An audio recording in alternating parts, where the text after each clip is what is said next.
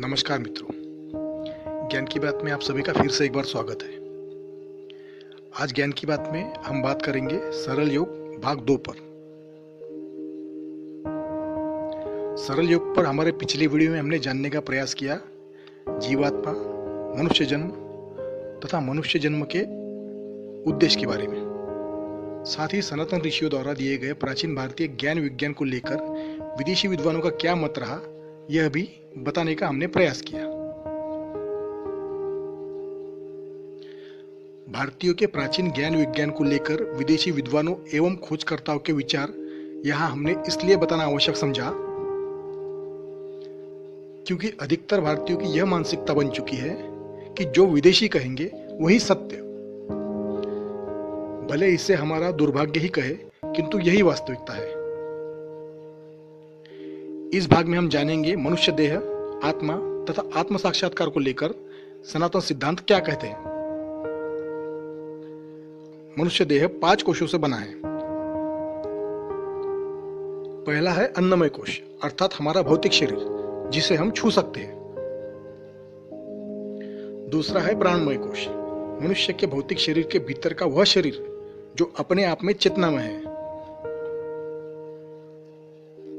यह बात आधुनिक विज्ञान ने भी मान्य की है कि हमारे शरीर की प्रत्येक कोशिका, हमारे शरीर के रक्त एवं हार्मोन्स के भीतर कार्यरत कोशिकाएं सभी अपने आप में एक स्वतंत्र जीव है। यही है हमारा प्राणमय कोश। तीसरा कोश है मनोमय कोश। यह कोश भौतिक दृष्टि से दिखाई नहीं देता, किंतु इसका अस्तित्व है। इसी को मन अथवा माइंड या स्थूल बुद्धि कहा जाता है। चौथा है विज्ञानमय कोश। विज्ञान का अर्थ है विशिष्ट ज्ञान अथवा स्पेशल नॉलेज। इसी को अंतर्मन अथवा अंग्रेजी में सुपर ईगो कहा जाता है। इसका अपना विषय होता है।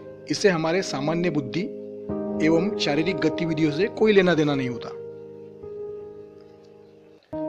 यह विशिष्ट परिस्थितियों में ही मन एवं बुद्धि का नियंत्रण अपने हाथ में लेता है। मनोमय कोश एवं विज्ञानमय कोश में तालमेल बिठाने के लिए साधना एवं प्रयासों की आवश्यकता होती है। जो लोग इन दोनों में तालमेल बिठाने में सफल हो जाते हैं, उनके द्वारा चमत्कारिक परिणाम मिलते दिखाई देते हैं। ऐसे लोगों को ही प्राचीन काल में चमत्कारिक सिद्ध पुरुष कहा जाता था। आज के युग में इन्हें हम सुपर ह्यूमन कहेंगे। पांचवा और सबसे महत्वपूर्ण कोश है आनंदमय कोश। यही है जो हर जीव के शरीर की चेतना है, शरीर का प्रमुख सूत्रधार। यही है वह जीवात्मा, सच्चिदानंद, साक्षात परमात्मा। इन 5 कोशों को हम 3 भागों में विभाजित कर सकते हैं। इन 3 भागों से ही जीव बनता है। पहला भाग स्थूल शरीर, यह अन्नमय कोश। दूसरा भाग स्थूल शरीरांतर्गत चेतना, यह प्राणमय कोश। और तीसरा भाग है आत्मा। इस तीसरे भाग में मनोमय कोश, विज्ञानमय कोश और आनंदमय कोश का अंतर्भाव होता है। यह तीनों कोश दर्शाने हेतु अलग अलग दर्शाए जाते हैं, जबकि ये तीनों संयुक्त है, तीनों मिलकर एक। ये प्राणी के शरीर में आती भी एक साथ है और मृत्यु के पश्चात जाती भी एक साथ है। इन्हें एक दूसरों से अलग नहीं किया जा सकता। इसीलिए जीव का जब पुनर्जन्म होता है,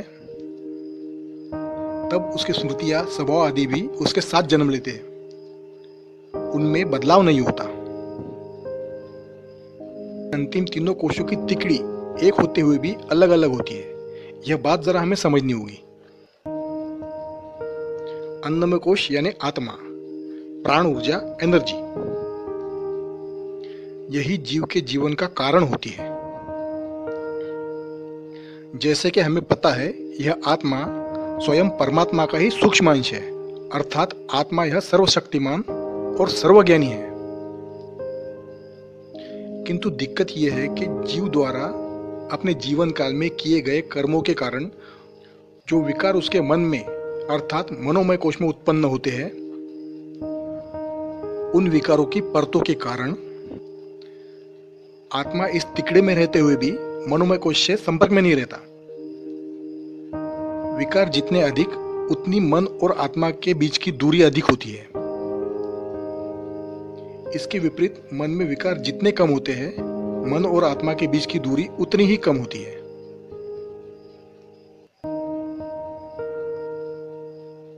इसलिए योग साधना में मन को विकार मुक्त बनाने के प्रयास किए जाते हैं, ताकि मन और आत्मा के बीच की दूरी घटकर दोनों एक रूप हो जाए और साधक को आत्म साक्षात्कार का लाभ मिले।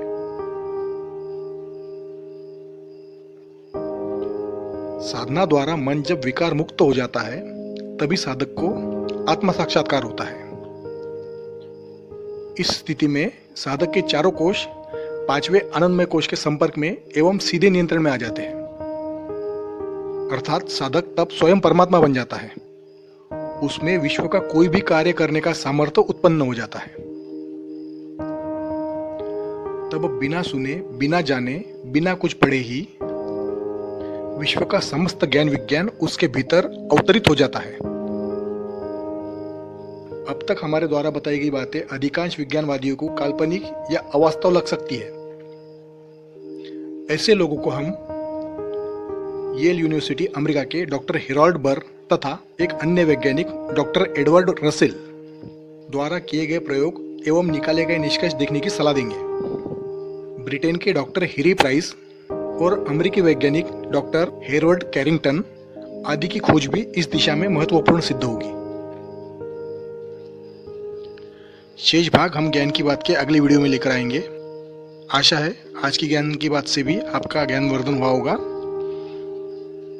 इस ज्ञान के प्रसार हेतु वीडियो को अधिक से अधिक शेयर करें तथा हमारा मनोबल बढ़ाने हेतु चैनल को सब्सक्राइब करें।